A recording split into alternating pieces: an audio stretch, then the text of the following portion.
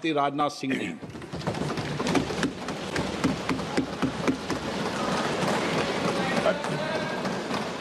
अध्यक्ष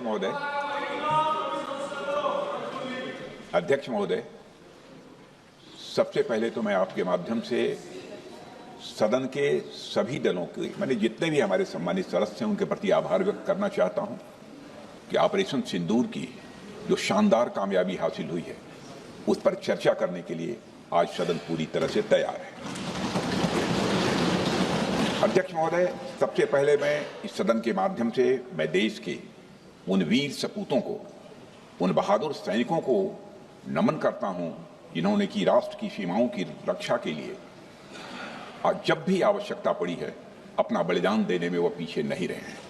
आज भी वह तैयार हैं और आज भी वह तत्पर हैं। साथ ही मैं उन सैनिकों की स्मृति को भी अध्यक्ष महोदय नमन करता हूं जिन्होंने की भारत की एकता और अखंडता सुनिश्चित करने के लिए अपना सर्वस्व बलिदान कर दिया। मैं पूरे देश की तरफ से सेनाओं के सभी जवानों के प्रति कृतज्ञता व्यक्त करता हूं। अध्यक्ष महोदय, आज मैं आपकी अनुमति से ऑपरेशन सिंदूर से जुड़े कुछ महत्वपूर्ण तथ्यों और विषयों को सदन के समक्ष रखने के लिए यहां खड़ा हूं।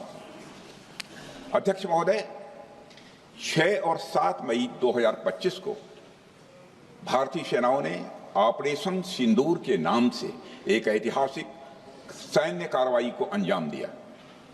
यह केवल एक सैन्य कार्रवाई नहीं थी बल्कि यह भारत की संप्रभुता, उसकी अस्मिता, देश के नागरिकों के प्रति हमारी जिम्मेदारी और आतंकवाद के खिलाफ हमारी नीति का एक इफेक्टिव और डिसाइसिव डेमोन्स्ट्रेशन था। अध्यक्ष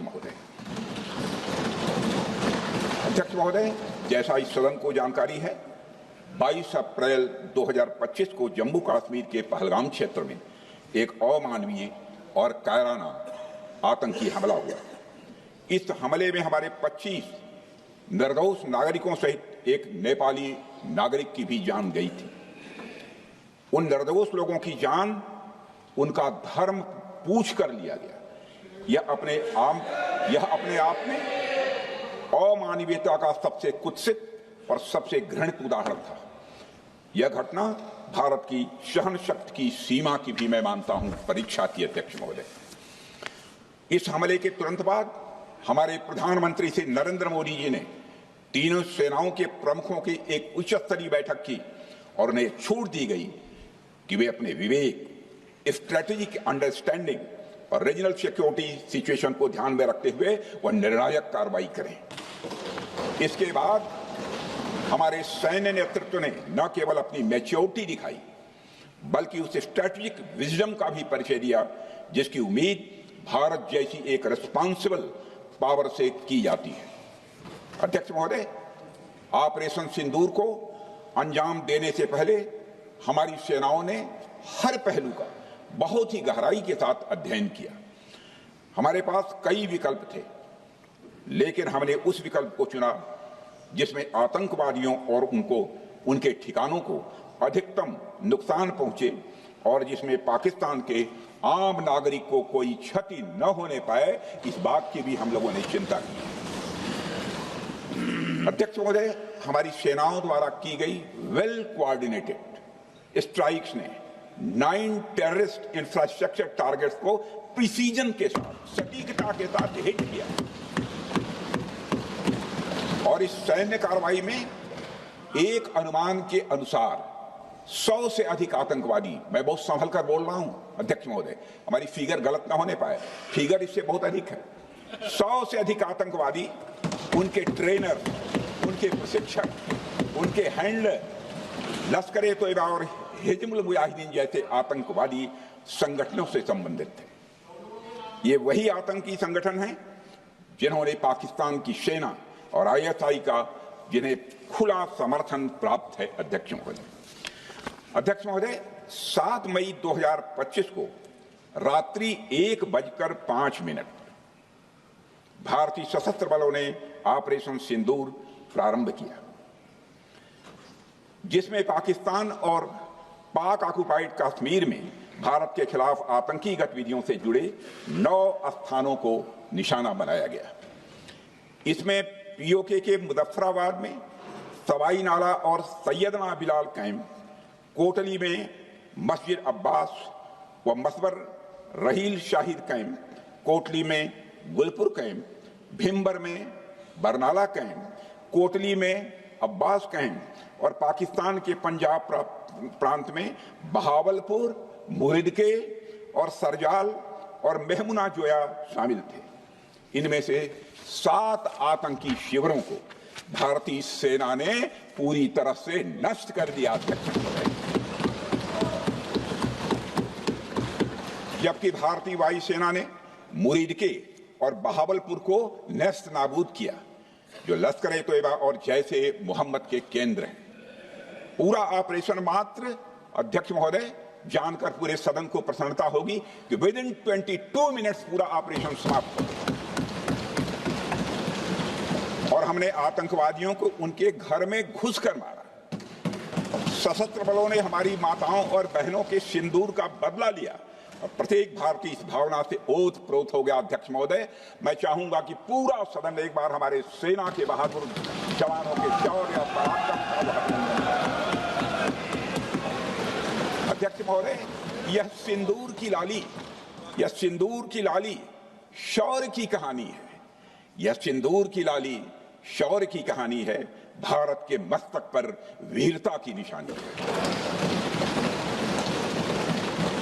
अध्यक्ष महोदय, सेनाओं ने अंधेरी रात होने के बावजूद हमले की सफलता के स्पष्ट एविडेंस भी जुटाए हैं, साक्ष्य है हमारे पास। अध्यक्ष महोदय, हमले के कुछ ही घंटों के भीतर एक प्रेस रिलीज और मीडिया ब्रीफिंग के माध्यम से इन्हें जनता की जानकारी के लिए जारी कर दिया गया था। मुझे यह पुष्टि करते हुए गौरव की अनुभूति हो रही है कि सशस्त्र बल अपने सभी मिशन ऑब्जेक्टिव्स को पूरा करने में पूरी तरह से सक्षम रहे और साथ ही कामयाब रहे। अध्यक्ष महोदय, 7 मई 2025 को हमले माने 1:35 के तुरंत बाद भारतीय डीजीएमओ ने हॉटलाइन संदेश के माध्यम से पाकिस्तान के डीजीएमओ यानी डायरेक्टर जनरल मिलिट्री ऑपरेशन से संपर्क किया और टेरर इंफ्रास्ट्रक्चर के खिलाफ हमारे हमले के रेशनल और मेथोडोलॉजी के बारे में पूरी जानकारी दी और यह तथ्य भी बताया ये हमले एस्केलेटरी नेचर वाले नहीं थे, माने इसको हम आगे नहीं बढ़ाना चाहते। जिन मोहि मारा तीन मोहि मारे। अध्यक्ष महोदय, जिस प्रकार प्रभु हनुमान ने लंका में अपनी रणनीति बनाई थी, उसी प्रकार हमने भी उन्हीं को निशाना बनाया जिन्होंने हमें नुकसान पहुंचाया था। हालांकि पाकिस्तान ने इस रेशनल को समझने से इनकार कर दिया और अगले कुछ दिनों तक सिविलियन और सैन्य ठिकानों पर गोलीबारी करके बड़े पैमाने पर सीज फायर वायलेशन करके स्थिति को एस्केलेट करने की उसने कोशिश की। अध्यक्ष महोदय, 7-8 मई 2025 की रात को क्लियरली आइडेंटिफाइड आतंकवाद संबंधी ठिकानों पर हमारे सफल ऑपरेशन के बाद, सफल हमले के बाद पाकिस्तान ने स्थिति को एस्केलेट कर दिया और अनमैन्ड एरियल सिस्टम और अन्य साधनों का उपयोग करके भारतीय वायुसेना के बेसेस, भारतीय वायुसेना के सेंसर्स और सेना के फॉर्मेशन हेडक्वार्टर्स से लेकर ब्रिगेडों तक पर भी उसने हमला कर दिया। हालांकि हमारी इंटीग्रेटेड एयर डिफेंस ग्रिड और काउंटर यूएस ग्रिड ने इन हमलों को सफलतापूर्वक विफल कर दिया। अध्यक्ष महोदय, यस 400 यमारसैन आकाश मिसाइल सिस्टम और एयर डिफेंस गन्स बहुत प्रभावी साबित हुई हैं। अध्यक्ष महोदय, इस एस्केलेशन पर हमारा जवाबी हमला स्विफ्ट, प्रोपोर्शनेट और नवातुला था। अध्यक्ष महोदय, जिसमें 8 मई 2025 को केवल चुनिंदा पाकिस्तानी एयर डिफेंस सिस्टम और सेंसर नेटवर्क को प्रिसीजन गाइडेड मिशन द्वारा म्यूनिशंस द्वारा जो है टारगेट किया गया। अध्यक्ष महोदय, हमारी कार्रवाई पूरी तरह से सेल्फ डिफेंस में थी, न तो वह प्रोवोकेटिव थी और न तो एक्सपेंशनिस्ट थी। पाक द्वारा ये हमले 7 मई 25 से लगातार चले और 10 मई 2025 को रात लगभग 1:30 पर पाकिस्तान ने बड़े पैमाने पर भारत के ऊपर मिसाइल, ड्रोन, रॉकेट और अन्य लॉन्ग रेंज वेपन्स का इस्तेमाल किया। इसके साथ साथ उन्होंने इलेक्ट्रॉनिक वॉरफेयर से जुड़ी टेक्नोलॉजीज का भी सहारा लिया। अध्यक्ष महोदय, उनके निशाने पर हमारे भारतीय वायुसेना के अड्डे, थल सेना के एम्यूनिशन डिपोज, हवाई अड्डे और मिलिट्री कैंट थे। अध्यक्ष महोदय, यह कहते हुए मुझे गौरव की अनुभूति हो रही है कि हमारे air defence system, counter drone system और इलेक्ट्रॉनिक इक्विपमेंट्स ने पाकिस्तान के इस हमले को पूरी तरह से नाकाम कर दिया। पाकिस्तान हमारे किसी भी टारगेट को हिट नहीं कर पाया अध्यक्ष महोदय, और हमारे किसी भी इंपॉर्टेंट एसेट को नुकसान नहीं हुआ है। हमारी सुरक्षा व्यवस्था अध्यक्ष महोदय चाक चौबंद थी और हर हमले को हम लोग रोका गया। मैं इसके लिए भारतीय सेना के बहादुर सैनिकों की जमकर सराहना करता हूं, जिन्होंने दुश्मन के हर मंसूबे पर पानी फेर दिया। और अपने प्रतिपक्ष के मित्रों से भी कहना चाहता हूं, एक बार फिर से भारत के सेना के जवानों का कम से कम मेज थपथपाकर उनका अभिनंदन करिए। बहुत बहुत धन्यवाद। बहुत बहुत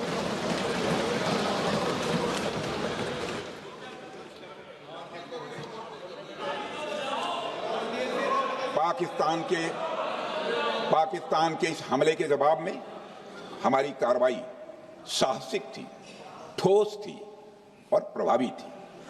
भारतीय वायुसेना ने वेस्टर्न फ्रंट पर पाकिस्तान के हवाई अड्डों, command and control systems, military infrastructures और एयर डिफेंस सिस्टम को निशाना बनाया और इस मिशन को हमारी सेनाओं ने सफलतापूर्वक अंजाम देने में कामयाबी हासिल की।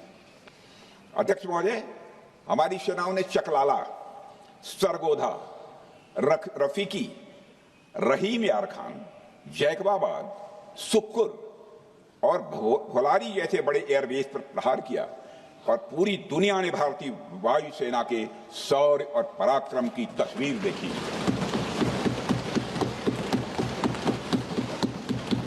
अध्यक्ष महोदय, ऑपरेशन सिंदूर ट्राई सर्विसेज कोऑर्डिनेशन का एक बेमिसाल उदाहरण था।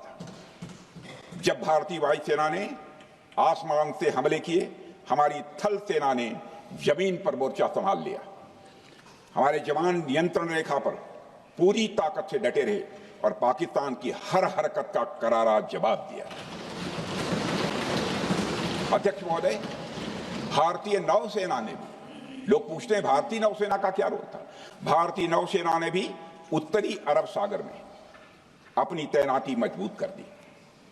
भारतीय नौसैनिकों ने पाकिस्तान को यह साफ संदेश दिया कि हम समुद्र से लेकर जमीन तक पाकिस्तान के हर महत्वपूर्ण ठिकानों पर प्रहार करने में न केवल सक्षम हैं बल्कि हम तैयार हैं। अध्यक्ष महोदय, इस ऑपरेशन का मकसद टेररिस्ट कैंप्स और उनके सपोर्टर्स को टारगेट करना, उन्हें नेस्त नाबूद करना था और यह साफ संदेश देना था कि भारत आतंकवाद के विरुद्ध जीरो टॉलरेंस रखता है।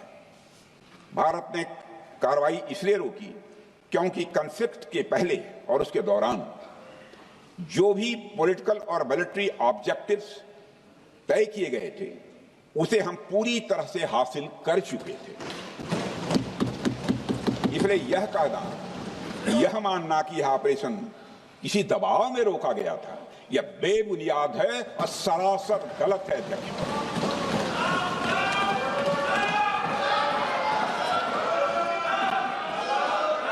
मैं सदन को फिर से आश्वस्त करना चाहता हूं, अपने राजनीतिक जीवन में अध्यक्ष महोदय, मैं आपके माध्यम से सदन को आश्वस्त करना चाहता हूं, अपने राजनीतिक जीवन में जानबूझकर कभी भी असत्य न बोलूं, इसकी भरपूर कोशिश की है मैंने, चाहे सदन हो अथवा सदन के बाहर। अध्यक्ष महोदय, मैं आपके माध्यम से सदन को यह भी अवगत कराना चाहता हूं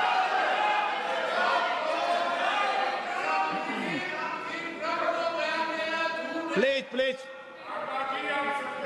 बैठिए।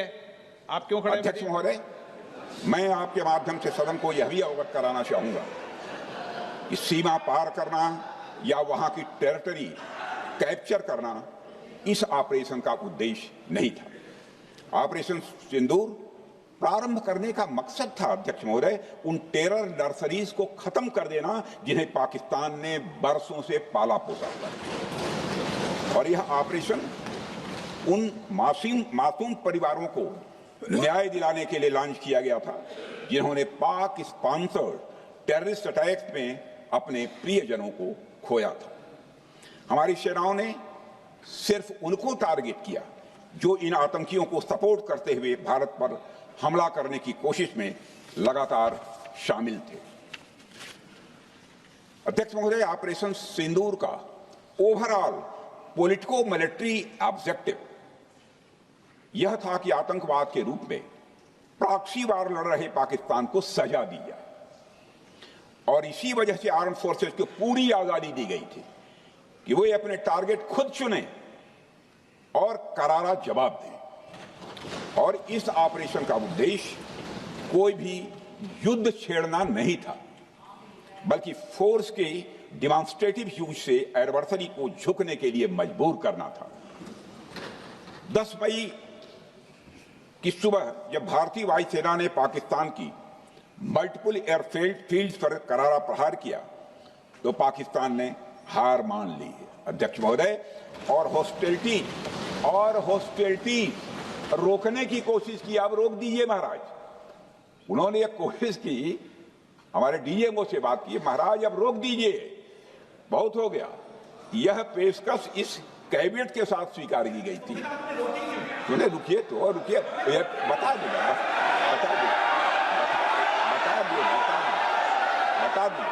अब बैठ तो आपको मौका मिलेगा। यह क्यों रुका, इसका पहले ही मैं पूरी तरह से वर्णन कर चुका है अध्यक्ष महोदय। मैं नेता प्रतिपक्ष को बहुत सम्मान के साथ कहना चाहता हूं कि कृपया एक बार मेरा पूरा भाषण पूछ लें। आपको प्रश्न पूछने की पूरी आजादी है, आप पूछ सकते हैं, मैं उसका उत्तर दूंगा। अध्यक्ष महोदय, 10 मई की सुबह जब भारतीय वायुसेना ने पाकिस्तान की मल्टीपल एयरफील्ड्स पर करारा प्रहार किया तो पाकिस्तान ने हार मान ली और हॉस्टिलिटी रोकने की उन्होंने पेशकश की। यह पेशकश इस कैबिनेट के साथ स्वीकार की गई हम लोगों के द्वारा कि यह ऑपरेशन केवल पाज किया गया है, स्थगित किया गया है। यह ऑपरेशन समाप्त नहीं हुआ है अध्यक्ष महोदय। अगर पाकिस्तान की ओर से भविष्य में कोई भी मिस एडवेंचर हुआ तो यह ऑपरेशन अध्यक्ष महोदय, मैं सदन को आश्वस्त करना चाहता हूं, दोबारा प्रारंभ हो।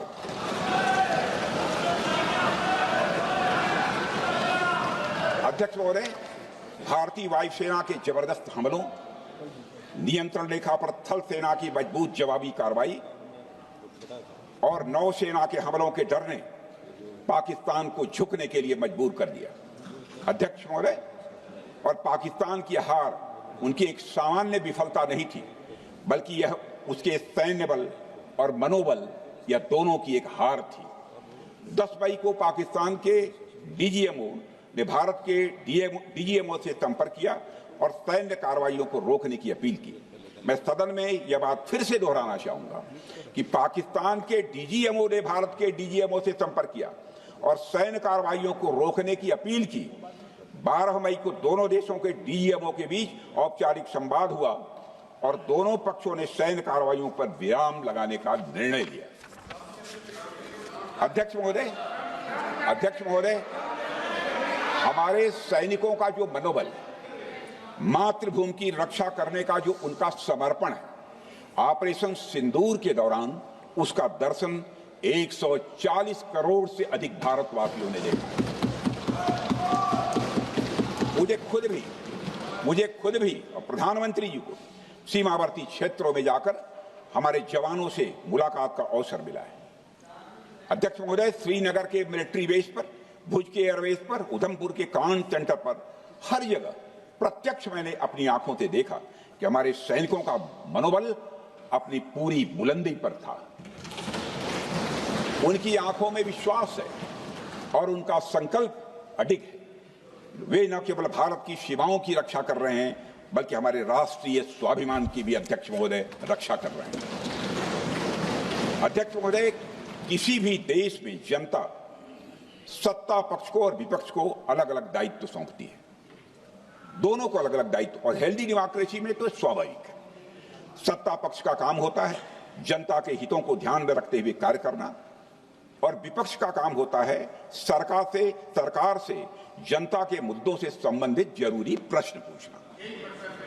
ऑपरेशन सिंदूर क्यों शुरू किया गया, इसकी जानकारी पहले भी दी गई है और आज भी मैंने सदन को दी है। अध्यक्ष महोदय, कभी कभी हमारे प्रतिपक्ष के लोग ये पूछते रहे हैं कि हमारे कितने विमान गिरे।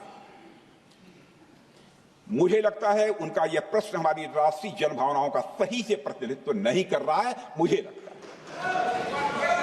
उन्होंने एक बार भी हमसे यह नहीं पूछा कि हमारी सेनाओं ने दुश्मन के कितने विमान मार गिराए।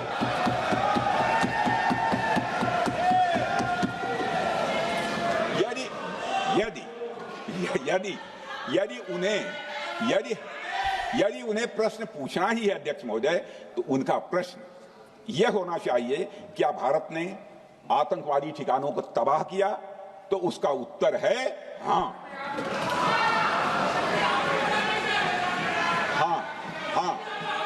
मैं विपक्ष के सम्मानित साथियों से कहना चाहता हूं कि आपको प्रश्न पूछना है तो यह प्रश्न पूछिए, क्या ऑपरेशन सिंदूर सफल रहा? तो उसका उत्तर है हाँ।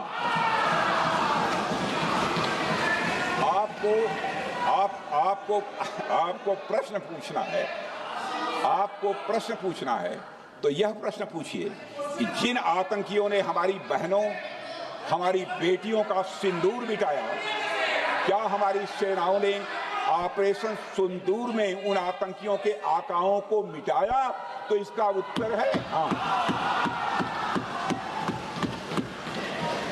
और आपको प्रश्न पूछना है तो यह पूछिए कि इस ऑपरेशन में क्या हमारे जाबाज सैनिकों को कोई क्षति हुई है?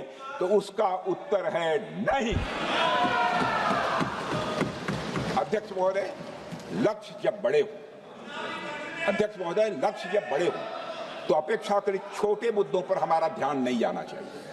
लक्ष्य बड़े हों तो छोटे मुद्दों पर, अपेक्षाकृत जो छोटे मुद्दे होते हैं कंपैरेटिवली, उन पर ध्यान नहीं जाना चाहिए, क्योंकि छोटे मुद्दों पर ही ध्यान देते रहने से देश की सुरक्षा और सैनिकों के सम्मान और उत्साह जैसे बड़े मुद्दों से ध्यान हट सकता है, जैसा कि विपक्ष के हमारे कुछ साथियों के साथ हो रहा है।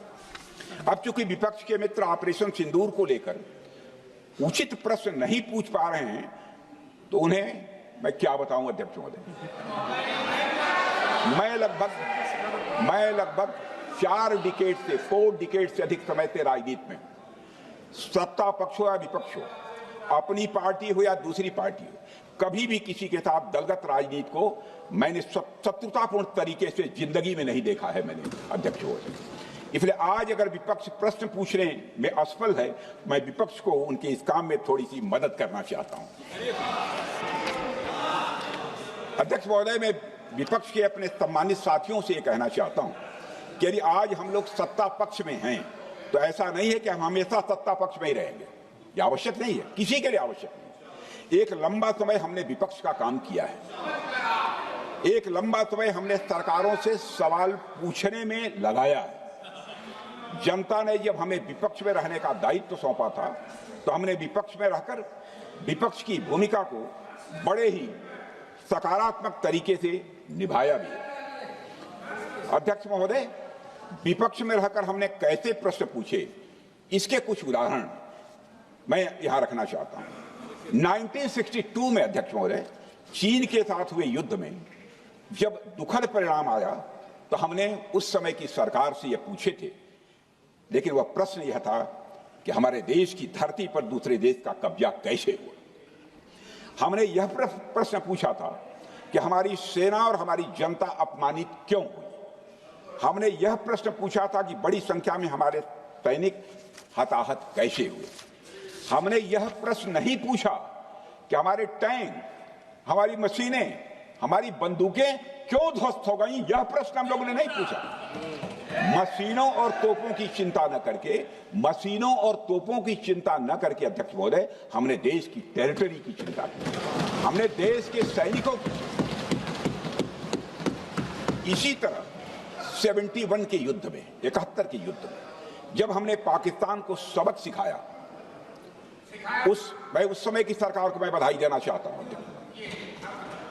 हमने अपने राजनीतिक और सैन्य नेतृत्व की प्रशंसा की। हमने ये नहीं देखा कि किस दल की सरकार है, किस विचारधारा की सरकार है, इसकी चिंता नहीं की कभी। हमारे नेता अटल बिहारी वाजपेयी ने संसद में खड़े होकर उस समय के नेतृत्व की प्रशंसा की थी। हमने इस बात की खुशी जाहिर कि हमने अपने शत्रु को सबक सिखाया।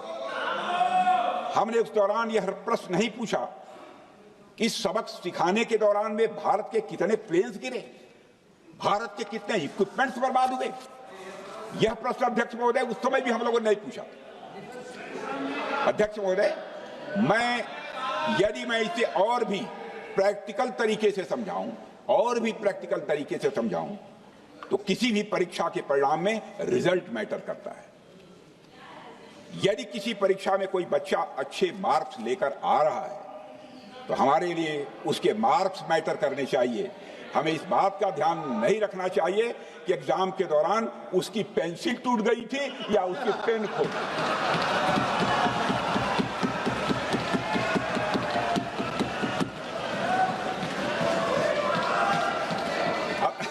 अध्यक्ष महोदय, अल्टीमेटली रिजल्ट मैटर करता है और रिजल्ट यह है, अध्यक्ष महोदय, अल्टीमेटली रिजल्ट मैटर करता है और रिजल्ट यह है अध्यक्ष महोदय कि ऑपरेशन सिंदूर के दौरान हमारी सेनाओं ने जो लक्ष्य निर्धारित किया था, उन लक्ष्यों को पूर्ण रूप से प्राप्त करने में हमने कामयाबी हासिल की। अध्यक्ष महोदय, भारत हमेशा से पाकिस्तान सहित अपने पड़ोसी देशों से मित्रता और सहयोगपूर्ण संबंध का सदैव इच्छुक रहा है। इसके लिए भारत की सभी सरकारों ने ईमानदारी से प्रयास भी किए हैं। वह चाहे आदरणीय लाल बहादुर शास्त्री जी हों या अटल बिहारी वाजपेयी जी हों या हमारे स्वर्गीय मनमोहन सिंह जी हों या प्रधानमंत्री श्री नरेंद्र मोदी जी, सभी ने हमेशा चाहा है कि इस इलाके में शांति और समृद्धि बनी रहे। सभी ने यह चाहा। अध्यक्ष महोदय, यह बात हमारी सिविलाइजेशनल वैल्यूज के साथ मेल खाती है, इसलिए ऐसा हुआ। अध्यक्ष महोदय, पूरा विश्व जानता है कि पूर्व प्रधानमंत्री से अटल बिहारी वाजपेयी जी ने शांति का संदेश लेकर 1999 में लाहौर बस यात्रा की थी। वह सिर्फ एक यात्रा नहीं थी, वह यात्रा भारत की संस्कृति और शांति की प्रतीक थी। यह हमारे भारत की प्रकृति थी। लाहौर पहुंचकर अटल बिहारी वाजपेयी जी ने मीनारे पाकिस्तान पर विजिटर्स रूप में जो लिखा था, जिसका जिक्र लोग आज भी करते हैं, और उन्होंने लिखा था, उसकी मैं चर्चा करता हूं। उन्होंने लिखा था कि मीनारे पाकिस्तान से मैं पाकिस्तान की जनता को यह विश्वास दिलाना चाहता हूं कि भारत अस्थायी शांति और मित्रता का आकांक्षी है। मैंने पहले भी कहा है और फिर भी कहता हूं, एक स्थिर और समृद्ध पाकिस्तान भारत के हित में है, इसमें कोई संदेह नहीं होना चाहिए। अध्यक्ष महोदय, यह हमारी सोच थी, यह हमारी शांति की पहल थी। यह पहल हमारी हजारों साल पुरानी सांस्कृतिक चेतना, हमारी नैतिक शक्ति और हमारी सभ्यता के उन मूल्यों से निकली थी जो शांति को शक्ति मानती है। अध्यक्ष महोदय, लेकिन हमारे शांति के प्रयास को हमारी नाइविटी, उदारता या सरलता समझ लिया गया। जब हम शांति के लिए कदम बढ़ा रहे थे, उसी वक्त पाकिस्तान कारगिल में घुसपैठ की साजिश रच रहा था। हम दोस्ती के राह पर थे तो वो षड्यंत्र की राह पर था। जब हम मामला खुलकर सामने आया तो हमारे वीर सैनिकों ने इस घुसपैठ के खिलाफ कार्रवाई करना प्रारंभ किया और जब भारत की जीत सामने दिखाई दे रही थी तो पाकिस्तान ने परमाणु युद्ध की धमकी दे डाली अध्यक्ष महोदय। तब हमारे प्रधानमंत्री, तत्कालीन प्रधानमंत्री आदरणीय अटल बिहारी वाजपेयी जी ने कहा था, पाक सेना के परमाणु हमले से भारत का तो कुछ नहीं बिगड़ेगा, लेकिन पाकिस्तान दूसरे दिन का सूरज नहीं देख पाएगा।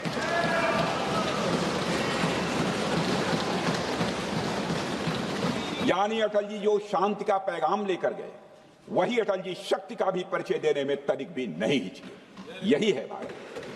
अध्यक्ष महोदय, यह सामर्थ्य का उद्घोष था।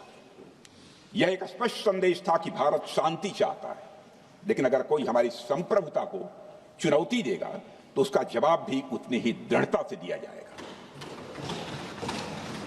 अध्यक्ष महोदय, 2015 में जब हमारे प्रधानमंत्री मोदी जी ने लाहौर जाकर नवाज शरीफ से मुलाकात की तो भारत ने फिर से दोस्ती का हाथ बढ़ाया। भारत ने फिर से दोस्ती का हाथ बढ़ाया। अध्यक्ष महोदय, हम वाकई में शांति की राह पर चलना चाहते थे, क्योंकि हमारी मूल प्रकृति बुद्ध की है, युद्ध की नहीं है।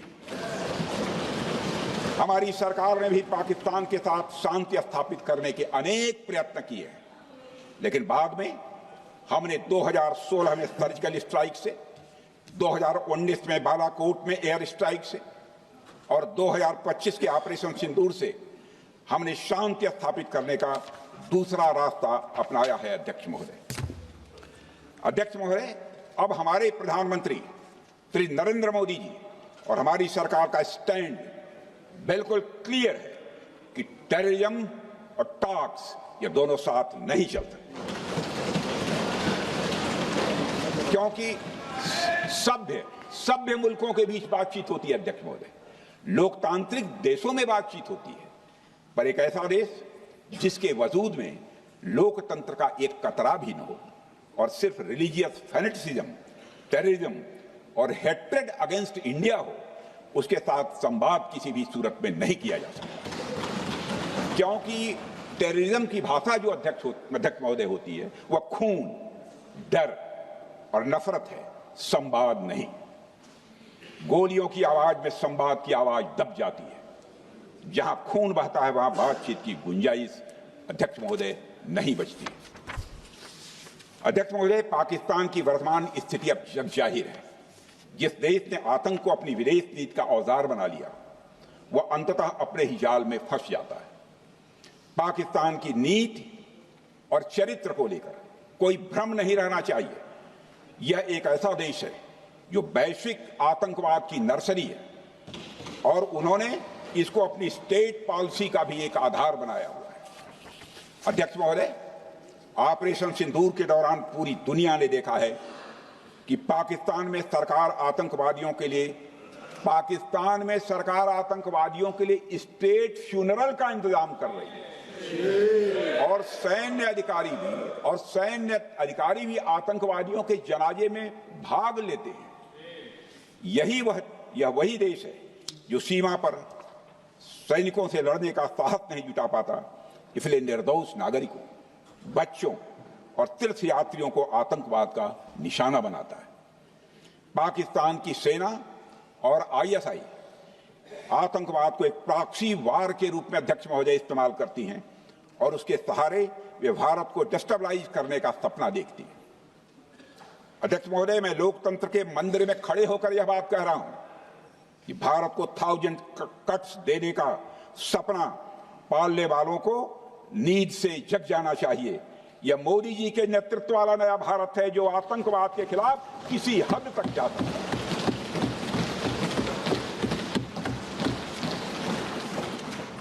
अध्यक्ष महोदय, आप भारत का इतिहास जानते हैं। देखिए, हमने कभी भी किसी की 1 इंच जमीन पर आज तक कभी कब्जा नहीं किया है। हम यह भी जानते हैं कि युद्ध अपनी बराबरी वालों से करना चाहिए। ऐसा गोस्वामी तुलसीदास जी ने लिखा है और गोस्वामी तुलसीदास जी कहते हैं कि नीति ऐसी ही होनी चाहिए, प्रीति और बैर बराबरी वाले से ही करनी चाहिए। शेर यदि मेढकों को मारे तो उसका बहुत अच्छा संदेश नहीं जाता है अध्यक्ष महोदय। और अध्यक्ष महोदय, हमारे देश की सेना शेर है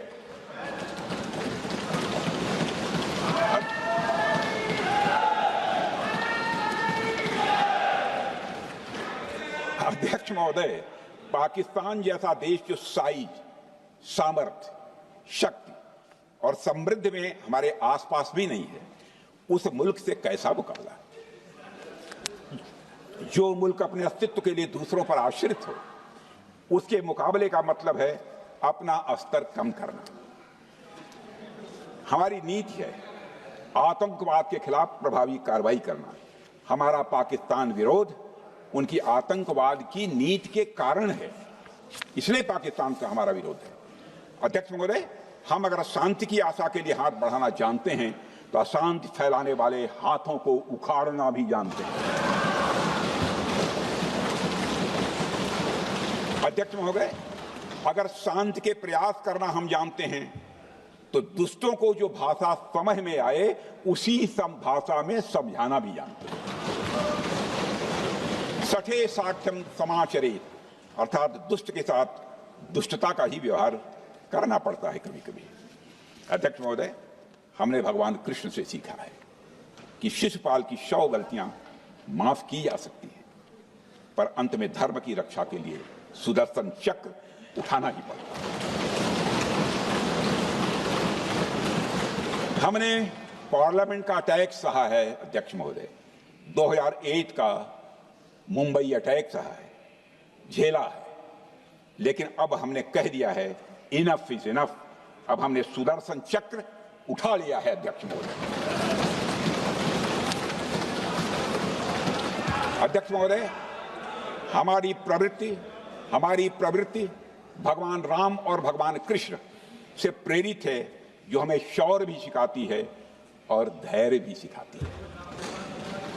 इस सीख का अध्यक्ष महोदय, इस सीख का हम प्रधानमंत्री नरेंद्र मोदी जी के नेतृत्व में हमारी विदेश और अपनी रक्षा नीति में सीधा प्रयोग कर रहे हैं। आज भारत पहले दोस्ती का हाथ बढ़ाता है, लेकिन अगर कोई देश धोखा दे तो उसकी कलाई भी मरोड़ना जानता है। अध्यक्ष महोदय, हमारी नीति स्पष्ट है कि हमने एक समय लाहौर बस यात्रा की भाषा में बात की थी, तो पाकिस्तान ने हमारी उस भाषा को नहीं समझा, तो अब हम उन्हें बालाकोट स्ट्राइक की भाषा में जवाब देंगे।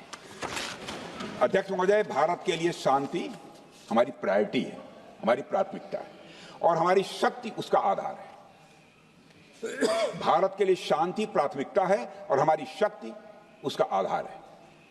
यह शक्ति हमारे सामर्थ्य से पैदा हुई है अध्यक्ष महोदय, और यह सामर्थ्य पिछले 11 साल में कई गुना बढ़ गया है। मैं ये नहीं कहता हूं पहले नहीं था, पहले था, लेकिन अब कई गुना बढ़ गया। आज भारत विश्व की चौथी सबसे बड़ी अर्थव्यवस्था है और अभी आई मॉर्गन स्टैनली के रिपोर्ट के मुताबिक 2028 तक विश्व की तीसरी सबसे बड़ी अर्थव्यवस्था बनने की ओर भारत चल चुका है। अध्यक्ष महोदय, आर्थिक उन्नति के साथ साथ भारत के रक्षा क्षेत्र में 2014 से उल्लेखनीय परिवर्तन, रिमार्केबल चेंज आया है। आज का भारत डिफेंस सेक्टर में आत्मनिर्भरता, सेल्फ रिलायंस और स्वदेशी उत्पादन की दिशा में तेजी से आगे बढ़ रहा है। अध्यक्ष महोदय, आज हम हर दृष्टि से समर्थ भी हैं और सक्षम भी हैं। अध्यक्ष महोदय, मैं सदन को यह भी जानकारी देना चाहता हूं, उसके बाद जब प्रश्न पूछा गया हमारे सारे चीफ से, सीडीएफ से, डिफेंस सेक्रेटरी से, क्या ऑपरेशन के लिए तैयार हैं, क्षण भर की देर नहीं लगाई, सबने बोला यस सर। अध्यक्ष महोदय, ऑपरेशन सिंदूर हमारे सामर्थ्य का ही प्रतीक था, जिसमें हमने दिखा दिया कि अगर कोई हमारे नागरिकों को मारेगा तो भारत चुप नहीं बैठेगा। भारत की आत्मरक्षा के लिए हमारा राजनीतिक तंत्र और नेतृत्व बिना किसी दबाव के काम करेगा। हमारी मिसाइल फिजिकल सीमाएं लांघेंगी अध्यक्ष महोदय, और हमारे वीर सैनिक दुश्मन की कमर तोड़ेंगे। अध्यक्ष महोदय, हम आतंकवाद को उसके हर रूप और स्वरूप में पूरी तरह समाप्त करने के लिए पूरी तरह से प्रतिबद्ध हैं, और इस संदर्भ में हमें एक महत्वपूर्ण बात समझनी होगी। Pakistan sponsored terrorism is not random madness, there is a method in this madness. यह एक सुनियोजित रणनीति है, यह एक फंडामेंटल रेज है। अध्यक्ष महोदय, प्रसिद्ध लेखक वीएस नायपाल ने सही कहा था, पाकिस्तान में होना एक ऐसी अल्टरनेट और कंट्रास्टिंग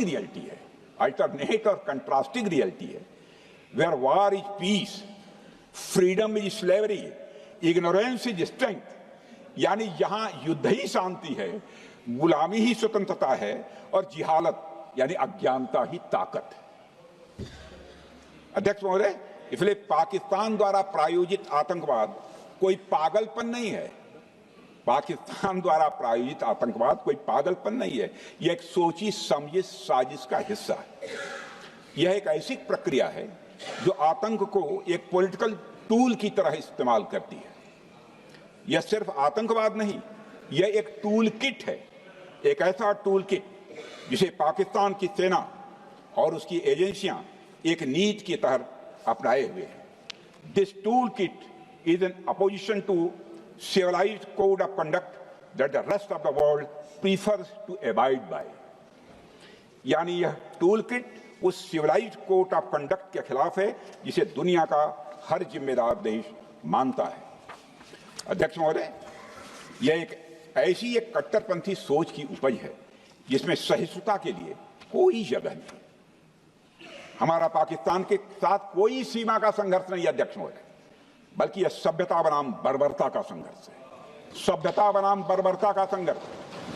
पाकिस्तान के हुक्मरान जानते हैं कि उनके सैनिक युद्ध के मैदान में भारत से नहीं जीत सकते, इसलिए वे आतंक को पालते ही नहीं, उन्हें प्रशिक्षण देते हैं और फिर दुनिया के सामने खड़े होकर निर्दोष बनने की कोशिश करते हैं। अध्यक्ष महोदय, पाकिस्तान दोहरे मापदंड और झूठ की बुनियाद पर खड़ा हुआ एक ऐसा देश है जो अब फेल्ड स्टेट के तौर पर देखा जा रहा है। भारत ने ऑपरेशन सिंदूर के जरिए पूरी दुनिया को दिखा दिया है कि हम इस आतंकवाद के गंदे खेल को जड़ से एक समाप्त करने का संकल्प ले चुके हैं। अध्यक्ष महोदय, जब अटल जी प्रधानमंत्री थे तब पाकिस्तान के साथ कंबोजिट डायलॉग के लिए भारत की शर्त थी कि पाकिस्तान अपनी जमीन का प्रयोग भारत के खिलाफ टेररिज्म फैलाने के लिए नहीं करेगा। एक कंपोजिट डायलॉग के लिए भारत की शर्त थी, जिसे पाकिस्तान ने भी मान लिया था उसमें। लेकिन दुर्भाग्य से 2009 में शर्म एल शेख में तत्कालीन सरकार ने एक बड़ी भूल की, जब कंपोजिट डायलॉग प्रोसेस से पाकिस्तान प्रायोजित आतंकवाद को डीलिंक कर दिया गया। यानी बातचीत जारी रखने के लिए पाकिस्तान द्वारा अपनी जमीन को आतंकवाद के लिए प्रयोग न करने की शर्त को ही डाइल्यूट कर दिया गया। मैं मानता हूं यह भारत की स्ट्रेटेजिक पोजीशनिंग को कमजोर करने वाला एक कदम था।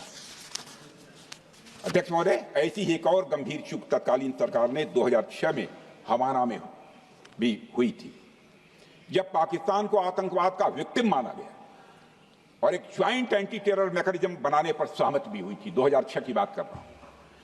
अध्यक्ष महोदय, यह सोचने वाली बात है कि जो देश आतंक को पैदा करता है, उसे पालता है, उस देश को ही आतंक से पीड़ित मान लेना कितना बड़ा स्ट्रेटेजिक ब्लंडर है।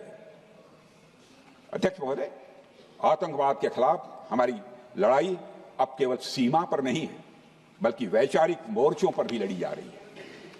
इसी उद्देश्य से प्रधानमंत्री जी कई हाई लेवल डेलीगेशंस का गठन भी उन्होंने किया था, जिसमें हमारे लगभग अधिकांश दलों के सम्मानित सदस्य उसमें शामिल थे। उसमें विभिन्न राजनीतिक दलों के रिप्रेजेंटेटिव शामिल थे और सचमुच इस समिति ने वैश्विक मंचों पर जाकर भारत की बात बहुत ही प्रभावी तरीके से रखी और आतंकवाद के विरुद्ध वैश्विक समर्थन को उन्होंने मजबूत किया। अध्यक्ष महोदय, मैं उन सभी डेलीगेशन के सम्मानित सदस्यों के प्रति शीश झुकाकर आभार व्यक्त करना चाहता हूं, जिन्होंने भारत का आतंकवाद के खिलाफ स्टैंड तथा जीरो टॉलरेंस की पॉलिसी और ऑपरेशन सिंदूर के बारे में दुनिया के देशों को सही तरीके से अवगत कराया, प्रभावी तरीके से अवगत कराया। अध्यक्ष महोदय, ऑपरेशन सिंदूर को लेकर सर्वदलीय बैठक भी हुई।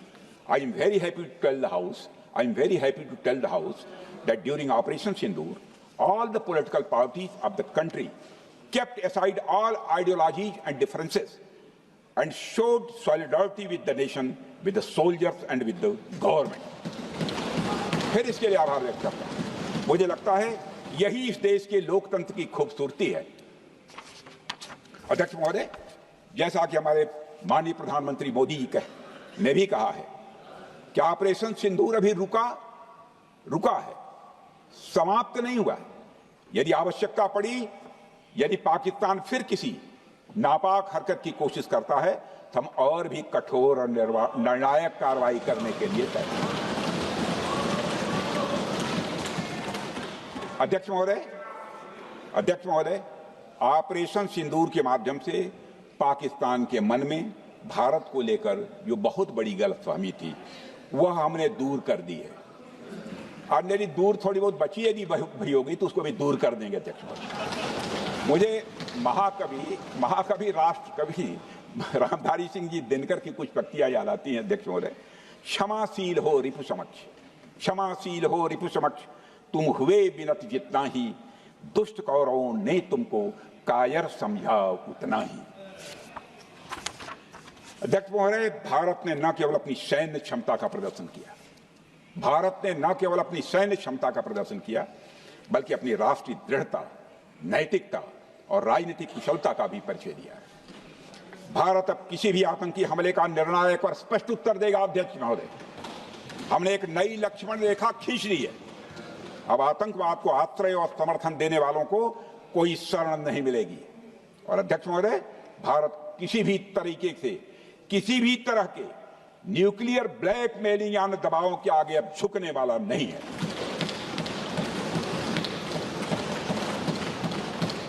अध्यक्ष महोदय, ऑपरेशन सिंदूर के माध्यम से जो हमने किया और उससे पहले सर्जिकल स्ट्राइक और एयर स्ट्राइक के जरिए जो संदेश दिया गया वह बहुत पहले ही हो जाना चाहिए, लेकिन जो होता है समय पर ही होता है।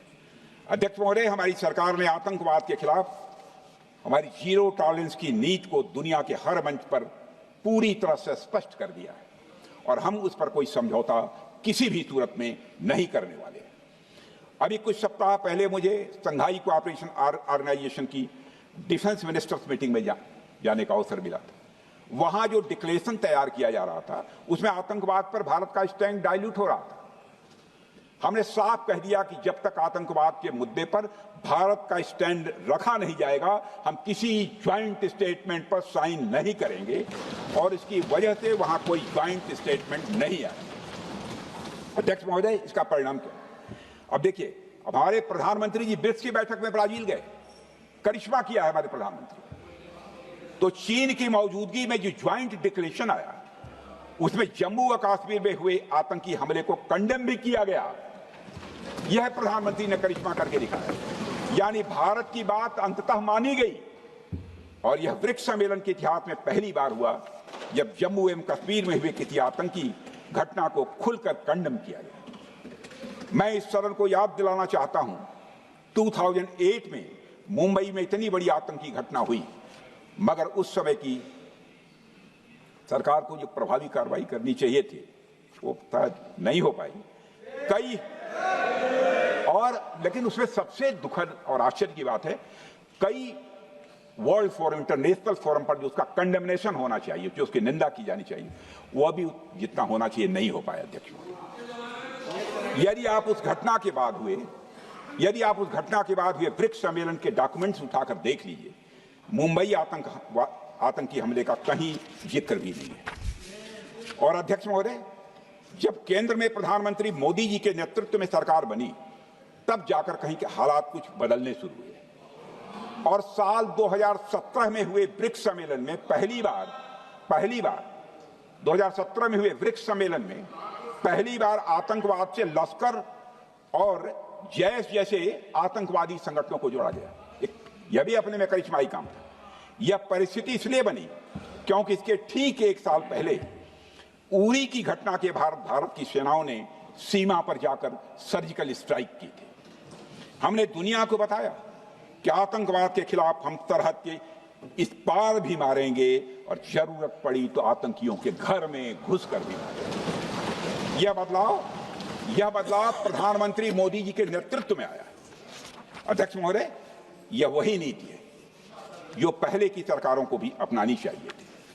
उन सरकारों को जिनके शासनकाल में भारत ने सबसे भीषण आतंकी हमलों का सामना किया, जिनमें 2008 का मुंबई हमला आज भी हर हिंदुस्तानी के जेहन में बैठा हुआ है, जिंदा है, एक न भूलने वाली त्रासदी के रूप में जिंदा है।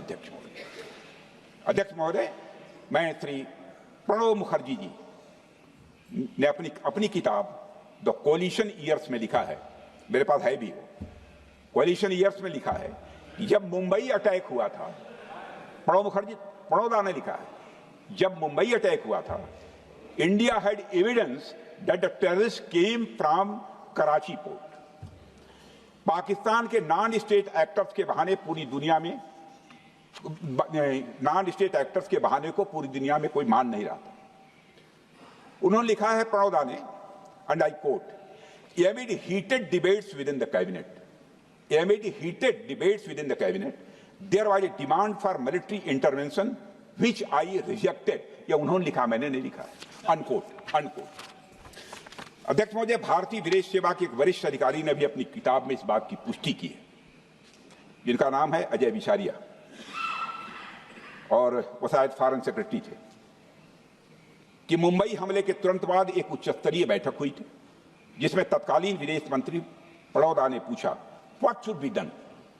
तो विदेश सचिव शिवशंकर मेनन जी ने सुझाव दिया कि भारत मोरदके में लश्कर ए तोयबा के मुख्यालय पर क्रूज मिसाइल से हमला कर सकता है। यह सुनकर प्रणोदा ने चश्मा उतारकर साफ किया और सभी अधिकारियों को धन्यवाद देकर बैठक समाप्त कर दिया।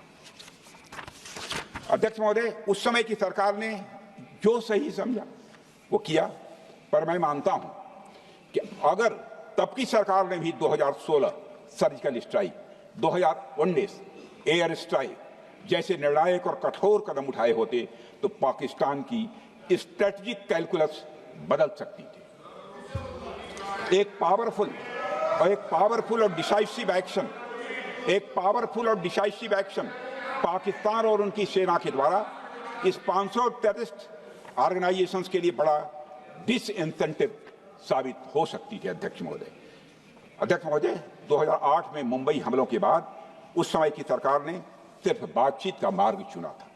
मैं स्पष्ट करना चाहता हूं, यह कोई आलोचना नहीं है अध्यक्ष महोदय, न उस सरकार की, न उस समय के प्रधानमंत्री की, और न ही उन नेताओं की। उस समय की लीडरशिप को जो सही लगा उन्होंने वह निर्णय लिया। अध्यक्ष महोदय, बस मैं इतना ही कहना चाहता हूं कि आज का भारत अलग सोचता है और अलग तरीके से काम करता है। हमारा मानना है यह आपका प्रतिद्वंदी आतंक को रणनीति बना चुका हो और बातचीत की भाषा नहीं समझता हो तो standing firm and being decisive के अलावा कोई विकल्प नहीं बचता है। अध्यक्ष महोदय, आज हमारे प्रधानमंत्री मोदी जी के नेतृत्व में भारत वह देश नहीं रहा जो पहले था। Two-day doziers have been replaced by decisive action. Two-day doziers have been replaced by decisive action. आज भारत सहता नहीं है, भारत जवाब देता है। अध्यक्ष महोदय, आज भारत आतंक की जड़ तक जाता है और उसे उखाड़ फेंकने का सामर्थ्य रखता है। अध्यक्ष महोदय, मैं इस सदन को और देश की जनता को यह विश्वास दिलाना चाहता हूं कि हमारी सरकार, हमारी सेनाएं और हमारी लोकतांत्रिक संस्थाएं सब मिलकर, हम और ये सारे लोग सभी मिलकर देश की एकता, अखंडता और सुरक्षा के लिए जो भी कदम उठाना आवश्यक होगा वह कदम उठाएंगे और उसके प्रति हम पूरी तरह से कमिटेड हैं। अध्यक्ष महोदय, अंत में मैं केवल इतना ही कहना चाहता हूं, यह समय एकजुट होकर अपनी सुरक्षा, संप्रभुता और आत्मसम्मान की रक्षा के संकल्प को और अधिक मजबूत करने का है। हमें यह याद रखना होगा कि हमारी सामाजिक और राजनीतिक एकता ही यह हमारी सबसे बड़ी ताकत है। अध्यक्ष महोदय, आतंकवाद को समर्थन देने वालों को यह स्पष्ट संदेश चला गया है कि भारत अपनी मातृभूमि की रक्षा के लिए पूरी तरह से संकल्पबद्ध है। आइए हम सभी दलगत भाव से ऊपर उठकर संगवरध्वम के मंत्र से प्रेरणा लेकर एक साथ खड़े हो जाएं और हम इस राष्ट्रीय संकल्प को मजबूत करें। यही हम सबका राष्ट्रीय दायित्व है। और इन्हीं शब्दों के साथ अध्यक्ष महोदय, आपने मुझे विचार रखने का अवसर दिया। आपके प्रति आभार व्यक्त करते हुए और अपने सभी सम्मानित सदस्यों के प्रति धन्यवाद व्यक्त करते हुए अपना निवेदन समाप्त करता हूँ। सबने शांतिपूर्वक बात। श्री गौरव गोगोई।